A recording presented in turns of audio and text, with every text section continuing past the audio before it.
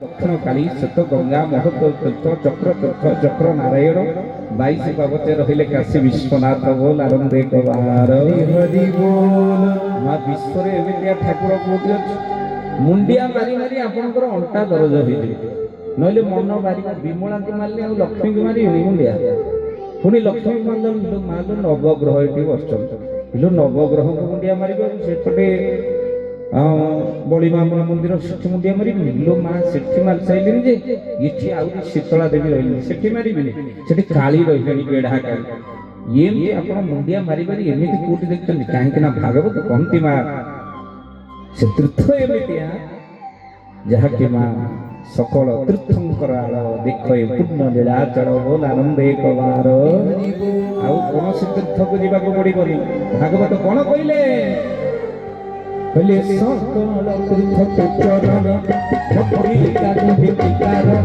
राधे गोविंद गोविंद गोविंद आहा बोलुछि मकरन सकल तीर्थ चरण भक्ति काजु भक्ति कारण राधे गोविंद गोविंद बोलुछि मकरन बोलिए सच्चिदानंद भगवान की पहले सकल तीर्थ तो चरण बद्रिका जीविति कारण सकल तीर्थ से जगह अपन चारि धाम मंदिर जीवे दर्शन करेंगे श्रीक्षेत्र धाम माँ कालियाना बेढ़ा परिक्रमा सरीगला चतुर्धा भरती को दर्शन कर भाव विवल हो जाए आज केवल सेमती आसी ना हाथ गोटे चिठा धरती स्त्री लिखिकी आसला बेले घर को नहीं आस ना तुम भागवत पढ़ा बंद नहीं माँ चिठाटा को देखले कहले कालिया रे आज ये चिठाटा को पूर्ण कर देव महाप्रभु नले काली ठार तो पाखरे भागवत पढ़ा बंद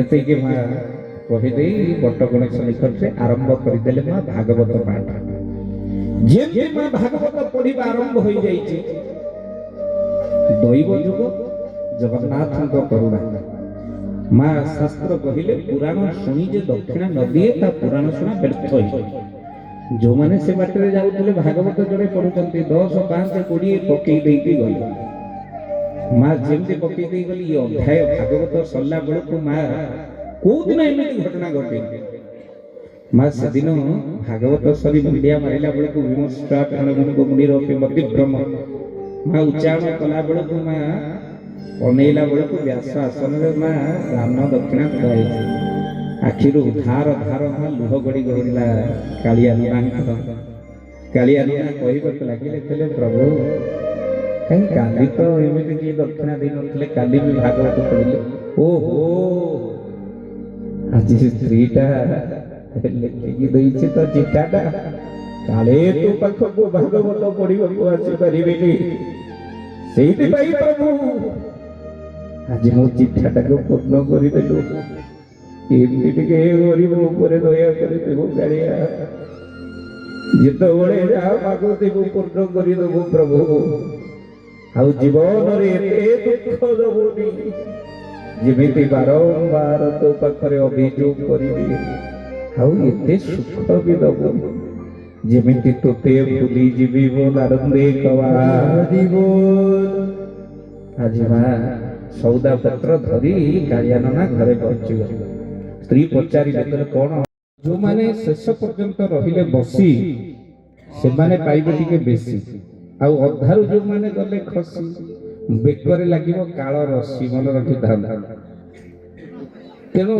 सत्संग जोटी बसबे माँ आपण माने शेष समय पर्यंत बसबे पूर्ण मात्रा रे बसबे बा पूर्ण समर्पण होइके बसबे सत्संग सरीवा पर्यंत बसबे जहा द्वारा आपण माने पुण्य फल प्राप्ति करिबे नहेले आपनकर माँ पुण्य फल नष्ट हो जाए अधार उठले अधा फल मिले सत्संग महिमा माँ केबे व्यर्थ जीवन 5 मिनिट मध्य बसंतु ता मूल्य मिलिबो किंतु संपूर्ण रूपे पुण्य फल मिलिबो जेतबेले आपण पूर्ण रूप रे माँ बसंती समर्पण हेई शेष पर्यंत तेणु माँ मालिका शिशु अनंत कौन लिखिंट ग्रंथर ना हूँ फटाबड़ा बालिका माँ से वृक्ष किए माँ से पक्षी किए ଯାହା ଦ୍ୱାରା ମା ସଂକେତ ମିଳେ ଜାଣିବା ଆଉ ସଂସାର ବେଶୀ ଦିନ ନାହିଁ। କହିଲେ ଅଦିନେ ଲିମ୍ବ ଯେ ପଡ଼ି ଯେ ଧରିବ ଅଦିନେ ଆମ୍ବ ବଉଳ ଅଦିନେ ଆମ୍ବ ବଉଳ ଅଦିନେ କୋଇଲି ରାତିବ ବାରଙ୍ଗ ପୁରୁଷ ପୁତ୍ର ପ୍ରସବ।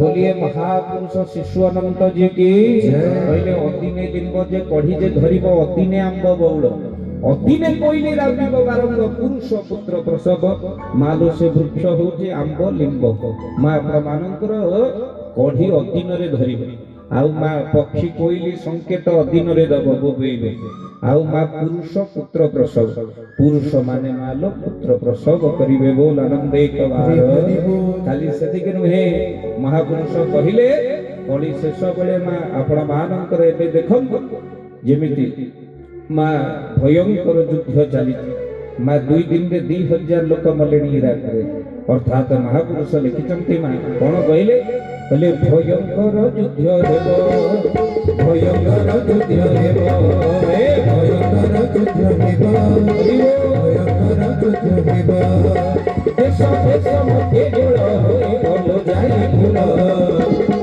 এই কথাটি অটই ধুব এই কথাটি অটই ধুব এই কথাটি অটই ধুব এই কথাটি অটই ধুব মালো ভয়ঙ্কর যুদ্ধ হব দেশ দেশ মধ্যে গোল হই বল যাইছিল এই কথাটি অটই ধুব ভয়ঙ্কর যুদ্ধ হব মা भारत सहित अनेक देशर युद्ध हब को देशर युद्ध हब महापुरुष लिखिछन्ति मा कहले 13 टोपिया जे एकाठी हेबे 13 टोपिया जे एकाठी हेबे भारत सहित युद्ध करिवे भारत सहित युद्ध करिवे भारत सहित युद्ध करिवे कहले 13 टोपिया जे एकाठी हेबे 13 टोपिया मा ये 13 टोपिया मा टोपी को संप्रदाय पिनन इस्लाम तेणु इस्लामिक कंट्री 13टी एकाठी भारत सहित युद्ध करिवे मा प्रमाण देखंतु बांग्लादेश रे कि बड़ी भाबरे हिंदू को ऊपर आक्रमण चली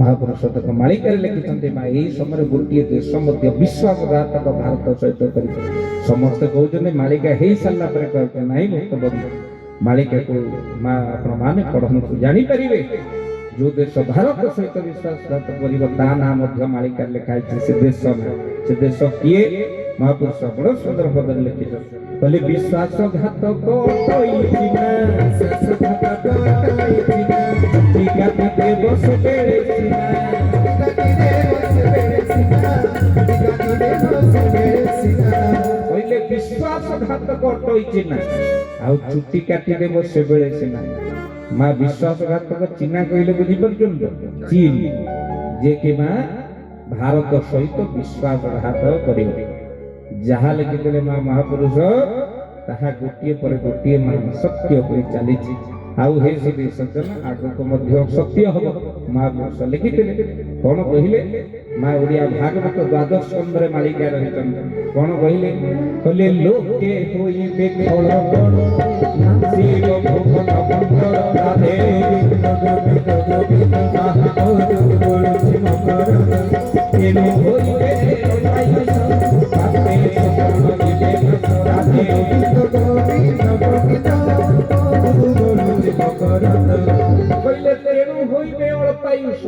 पापे सकल जीवे ना अनेक लोक माने मा पाप जोगु ए संसार दृष्टि पाप भार जोगु मा मृत्यु वरण करिवे मनुष्यर आयुष होची 4 प्रकार गोटी होची अल्पायु गोटी पूर्णायु तापर मा दीर्घायु परमायु अल्पायु कहले 60 वर्ष पूर्व जो माने मरि जाय से माने अल्पायु भोग करन पूर्णायु जो माने मा 80 वर्ष पर्यंत बंची जाते से माने पूर्णायु भोग करन दीर्घायु जो माने 80 वर्ष डेई पड़ती जान से माने दीर्घायु परमायु जो माने मा मरि गला परे मध्ये समस्त हृदय रे स्थान दे सरितांती से मानकर परमायु वृद्धि होला बोली जानंतु बोल आनंद तेनो जे मरि कि मा अमर से होचे जानंतु ताकर परमायु वृद्धि हे जे आ हे से सज्जन प्रभु दरबार भीतर तेनु प्रथम उत्पात तापर विपात निपातर समय आसे तेनु एई ରୋଗ ଦୁଃଖ କଷ୍ଟ ଭିତରୁ କରିବା ପାଇଁ ହେଲେ ସେ ପ୍ରଭୁଙ୍କର ନାମ ଟିକେ ନବା ନା ଟିକେ ମା କଣ ଶୁଭ ଲକ୍ଷ୍ୟ ତ ନା କଣ ପ୍ରଭୁଙ୍କ ଦରବାର ଭିତରେ। ତେଣୁ ଗୋଟିଏ ଛୋଟିଆ ବହିଟିଏ ମା ତା ନାଁ ହଉଛି ମା ମନେ ରଖିଥାନ୍ତୁ ଜଗନ୍ନାଥ ସ୍ତୁତି। ତା ଦେହରେ ଲେଖା ହେଇଛି କଣ ଲେଖା ହେଇଛି ଜଗନ୍ନାଥ ସ୍ତୁତିରେ ସୁନ୍ଦର ପଦରେ କହିଲେ ନାମ ଖୋସିଲେ ରାଧେ ଗୋବିନ୍ଦ ଗୋବିନ୍ଦ ଗୋବିନ୍ଦ ମଧୁ ଗଳୁଛି ମକର ହେ ନାମ ଖୋସିଲେ ରାଧେ ଗୋବିନ୍ଦ ଗୋବିନ୍ଦ ମଧୁ ଗଳୁଛି କହିଲେ ଯୋଉମାନେ ପ୍ରଭୁଙ୍କର ନାମ ନିଅନ୍ତି ତାଙ୍କର ଦୁଃଖ କଷ୍ଟ ସବୁ ଦୂର ହେଇଯାଏ ବୋଲ ଆନନ୍ଦ ସେଇ ପ୍ରଭୁଙ୍କର ନାମ ନେଇ ଆଜିର ବାଣୀକୁ ବିରାମ ଦେବ। ସମସ୍ତେ ଟିକେ ଛିଡ଼ା ହେଇଯାଆନ୍ତୁ ପ୍ରେମର ସହିତ। ଖାଲି ମୁଁ ଏକା ଆସିନି, ସେ ପୁଅର ବାପାକୁ ସାଙ୍ଗରେ ନେଇକି ଆସିছে ବ୍ରାହ୍ମଣ ବୋଧ। ସେଥିପାଇଁ ମନ ଭିତରେ ଚିନ୍ତା କଲା ନନାଙ୍କର ତ ଗୋଟେ ଝିଅ ଥିବ ଆଉ ନନା ବି ଏବେ ମନ୍ଦିରରେ ଥିବେ ଭାଗବତ ପଢୁଥିବେ ଯଦି ଜଗନ୍ନାଥଙ୍କ କୃପା ହୁଏ ଏ ବାହାଘରଟା ହେଇପାରିବ। କାଳିଆ ନନା କହିଲେ ତୁ କଣ କହୁଛୁ ମୋ ମୁଣ୍ଡରେ କିଛି ବସୁନି ଏ ହଠାତ୍ ବାହାଘର ପୁଣି ଏତେ ବଡ କାର୍ଯ୍ୟ। ନନା ମୁଁ କହୁନି ସାଙ୍ଗରେ ସେ ପୁଅର ବାପା ଆସିଛନ୍ତି ଶୁଣନ୍ତୁ ତାଙ୍କ କଥା। ଆଜ୍ଞା ପୁଅର ବାପା ସାଙ୍ଗରେ ଥିଲେ ହାତ ଯୋଡ଼ିଲେ କହିଲେ ନନା ଆପଣ ମୋତେ ଦୟା କରନ୍ତୁ। ସଫ୍ଟୱେର ଇଞ୍ଜିନିୟର ପୁଅ ମୋର ବିବାହ ପାଇଁ ମନା କରୁଥିଲା ତାକୁ ଆମେ କହି ବୋଲି ରାଜି କରେଇଥିଲୁ ହେଲେ ଏତେ ବଡ ଦୁର୍ଘଟଣା ଆମ ଭାଗ୍ୟରେ ଘଟିବ ଆମେ ଜାଣିନଥିଲୁ। ମୋ ପୁଅଟା ଯଦି ଶିଶୁପାଳ ହେଇ କାନ୍ଦୁଥିଲେ ଆମେ ବାପ ପୁଅ ଦୁଇ ଜଣକୁ ଆତ୍ମହତ୍ୟା କରିଦବୁ। ଲାଜରେ ଗାଁରେ ଆଉ ମୁହଁ ଦେଖେଇ ପାରିବୁ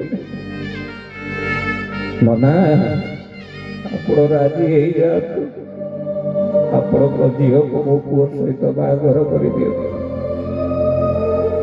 କାଳିଆ ନନା କହିଲେ ସବୁ ଠିକ ହେଲେ ବାହାଘର ପାଇଁ ଗୋଟେ ବାପା ପାଖରେ ସେତିକି ସାମର୍ଥ୍ୟର ଆବଶ୍ୟକ। ମୋ ପାଖରେ ଝିଅକୁ ଶାଢ଼ୀଟିଏ ବି ନେଇକି ବିଦା କରିବା ପାଇଁ ସାମର୍ଥ୍ୟ ନାହିଁ। ପୁଅର ବାପା କହିବାକୁ ଲାଗିଲେ ଆପଣଙ୍କୁ କଣ ପାଇଁ କହିବି ମୁଁ ଜଣେ ରିଟାୟାର୍ଡ ଅଫିସର ଦି ଗାଡିର ଡିକିରେ ଶାଢ଼ୀ ଫୁଲ ଅଛି। ମୋ ପୁଅ ବି ସଫ୍ଟୱେର ଇଞ୍ଜିନିୟର ବାଙ୍ଗାଲୋରରେ 1.5 ଲକ୍ଷ ଟଙ୍କା ଦରମା ପାଉଛି ହେଲେ ଲାଭ ଯାହାର ଅଭାବ ଆଜି ସିଏ ପାଖରେ ନାହିଁ। ସେ କହୁଛି ଗୋଟିଏ ଝିଅ ବା କନ୍ୟା ଏମିତି ଅଘଟଣ ହେଇଗଲା ଆମେ ବା କାହାକୁ ମୁହଁ ଦେଖେ ଏ ଦୁର୍ଘଟଣାରୁ ଆପଣ କେବଳ ରକ୍ଷା କରିପାରିବେ। ଆପଣ ରାଜି ହେଇଯାଆନ୍ତୁ। ଆପଣ ଯୋଉ କଥା ଭାବୁଛନ୍ତି ଯେ ଗୋଟିଏ ବାପା ସବୁବେଳେ ଝିଅ ଜନ୍ମ କରି ଗୋଟିଏ କଥାକୁ ଡରେ ତା ଝିଅକୁ ଯେତେବେଳେ ସେ ବିଦା କରିବ କଣ ଦେଇକି ବିଦା କରିବ କାଳେ ତା ଶାଶୁ ଘର ଲୋକ କହିବେ ତୋ ବାପା ତତେ କିଛି ଦେଇନି ନା।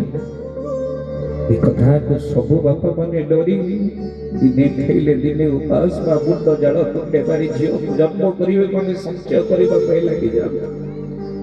ଏଠି ନୀଳଚକ୍ର ସାକ୍ଷୀ ଅଛି ମହାପ୍ରଭୁ ଜଗନ୍ନାଥ ଅଛନ୍ତି। ମୋ ପୁଅ ଭାରି ଶାନ୍ତ ସରଳ ଆଉ ମୋ ସ୍ତ୍ରୀ ତାଠୁ ଆଉ ବାକି ରହିଲେ ମୋ ଜଗନ୍ନାଥକୁ ହାତ ବଢେଇ ନୀଳଚକ୍ର ସାକ୍ଷୀ ରହିଲେ ଆପଣଙ୍କ ଝିଅ ମୋ ଘରେ କେବେ ଶୁଣିବନି ଯେ ତୋ ବାପା ତତେ କିଛି ନ ଦେଇ ବିଦା କରିଛି। ମୋର ମୁଁ ଆପଣଙ୍କୁ ହାତ ଯୋଡ଼ି ଆପଣଙ୍କୁ ଅନୁରୋଧ କରି ଗୋଟିଏ ବୋହୂ ପାଇଛି ଏଥିପାଇଁ ମୁଁ ଗର୍ବିତ। ଖାଲି ହାତ ଯୋଡୁନି ନନା ଏଭଳି ପରିସ୍ଥିତିରେ ମୁଁ ଆପଣଙ୍କ ଗୋଡ ତଳେ ପଡୁଛି। ଆପଣ କାହିଁକି ମୋ ପାଦ ତଳେ ପଡୁଛନ୍ତି ମୁଁ ଜାଣିପାରୁନି। ଯେ ପର୍ଯ୍ୟନ୍ତ ବାହାଘର ଭଳି ପରିସ୍ଥିତି ତା ମାକୁ କହିନି ଝିଅ ନାଚିକି ନାହିଁ ମୁଁ ଜାଣିନି କାହିଁକି ମତେ ଏଭଳି ପାଦ ଧରିଲେ। ଚାଲନ୍ତୁ ନା ଆମେ ପହଞ୍ଚିବା ଘରେ ଆଉ ମୁଁ ତାଙ୍କ ମାଙ୍କର ପାଦ ଧରିବି ଚାଲନ୍ତୁ ନା। ମାଲୋ ଗାଡ଼ିରେ ବସେଇ କାଳିଆ ନନାଙ୍କୁ ରାତି ଅଧରେ ଯାଇ ପହଞ୍ଚିଲେ ଘରେ। କବାଟ ଠକ୍ ଠକ୍ କରିବାକୁ ଲାଗିଲେ କାଳିଆ ନନା। ଏଇ ଖୋଲ ଖୋଲ ଖୋଲ କବାଟ ଖୋଲ, ଏଇ କବାଟ ଖୋଲ କବାଟ ଖୋଲ। ମା ରାତି ଅଧରେ ସ୍ତ୍ରୀ କବାଟ ଖୋଲ। ଭାଗବତ ପଢା ତମର ସରିଲା? ରାତି ଆସି 2ଟା ହେଲାଣି, କାହିଁ ରହିଗଲନି? ସକାଳୁ ଆସିଥାନ୍ତ। ମା ଡେରିରେ ପୁରୁଷ ପିଲା ଘରକୁ ଫେରିଲେ ଗୋଟେ ଜିନିଷ ଥଣ୍ଡା ପାଏ, ଆଉ ଗୋଟେ ଜିନିଷ ଗରମ ପାଏ। ଯେଉଁମାନେ ବିବାହିତ ସେମାନେ ଜାଣିଛନ୍ତି, ଖାଦ୍ୟଟା ଥଣ୍ଡା, ସ୍ତ୍ରୀ ମୁଣ୍ଡଟା ଗରମ। ରାତି ଅଧରେ ଫେରିଲେ ମା ସ୍ତ୍ରୀ ମୁଣ୍ଡ ଗରମ। ଯାଚ୍ଛାଦାଇ ପ୍ରକାର ଗାଡ଼ି ଆରମ୍ଭ କରିବା ପୂର୍ବରୁ କାଳିଆ ନନା ପାଟିରେ ହାତ ଦେଇଦେଲେ, କହିଲେ ହେଇ ପାଟି ଗରମ, ବାହାରେ ଅତିଥି ଠିଆଇଛନ୍ତି। ଆଲୋ କୋଉ ଅତିଥି ବା?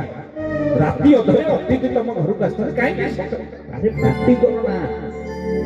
ଏଇଭଳି ଏକ ପରିସ୍ଥିତି।